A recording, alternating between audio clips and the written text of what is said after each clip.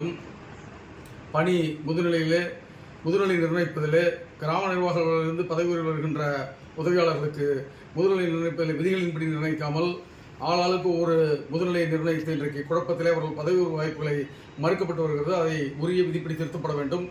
நேரடி நியமன வருவாய்த்துறையில் இருக்கின்ற நியமன உதவியாளர்களுக்கு அவர்கள் 5 ஆண்டுகளுக்குள் அவர்கள் துணை வட்டாட்சியர் வழங்க வேண்டும் என்ற விதி இருக்கிறது. அந்த விதியை செயல்படுத்தாமல் இருப்பதால் அவர் பாதிக்கப்பட்டிருக்கிறார்கள் 10 ஆண்டுகள் மேலாக. எனவே அவர்களுக்கு சிறப்பு துணை வட்டாட்சியர் பதவி உயர்வு வழங்க வேண்டும். நில அளவையர் பணியிடங்களில் 554 MFS பணியிடங்கள் நிரப்பப்படாமல் உள்ளது. 1 லட்சம் கிட்டத்தட்ட 9 லட்சத்துக்கு மேல் மனுக்கள் இருக்கிறது என்றால் அதை தீர்ப்பதற்கு வாய்ப்பு இல்லாமல் அந்த பணியிடங்கள் இருக்கிறது. அதற்கு வழிவகை செய்ய வேண்டும் அரசாங்கம்.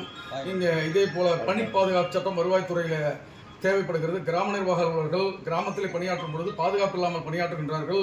மணல் கடத்தலோ மற்ற எல்லாவற்றுக்கும் பொறுப்பு அவர்கள் தான் என்று சொல்கிறார்கள். அவர்கள் எந்த பாதுகாப்பும் இல்லை.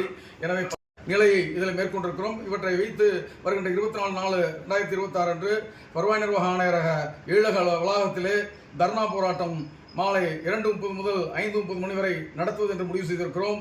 அரசு அழைத்து இந்த கோரிக்கைகளை நிறைவேற்றுவதற்கான நடவடிக்கை எடுக்க வேண்டும்.